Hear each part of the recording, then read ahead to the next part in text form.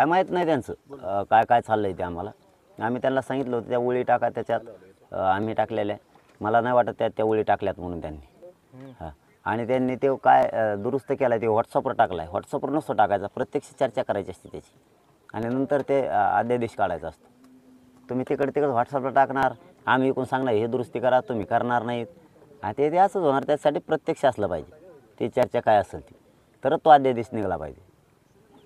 बरं, मुंबईला निघाला अवघे 2 दिवस बाकी. आज तुम्ही ट्रॅक्टर चालवून फेरफटका मारलाय, तयारी चालू आहे मुंबईला जायची? हो, मुंबईला जाणार आहेत. आरक्षण मिळालं तरी जाणार आहेत आणि नाही मिळालं तरी जाणार आहेत. मिळाल्यावर गुलाल घेऊन जाऊ, नाही मिळालं तर आणायला जाऊ.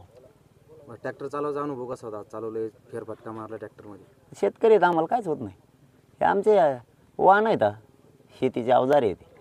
आता हेच आमचे मुंबईत संरक्षण करणार आहे. जसं आमच्या शेतीला भरभरून पीक याच्यामुळं उभा राहिले, भरभरून पीक आलं आहे आणि आमचं शेतकऱ्यांचं संरक्षण केलेलं आहे या अवजाराने. हेच अवजार आता मुंबईत आमचं रक्षण करणार.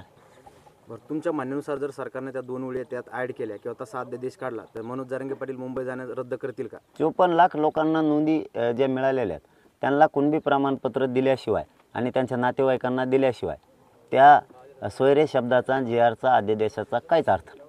हे मी आज नाही सांगत, 1 महिन्यापासून सांगतो त्यांना. तुम्ही जी शब्द पाहिजे तेव्हा आधी आणणार आधी, आणि ते कुणबी प्रमाणपत्राचं त्याचं काय? विहीर खांद्याच्या आधी मोटर कुणी आणलेले बघितले का महाराष्ट्रात, भारतात? आधी विहीर खाणं लागते, पाणी लागलं मग मोटर आणावं लागते. मोटर आणून ठेवली काय मातीत टाकीतो का ढेकळात? चलो, धन्यवाद.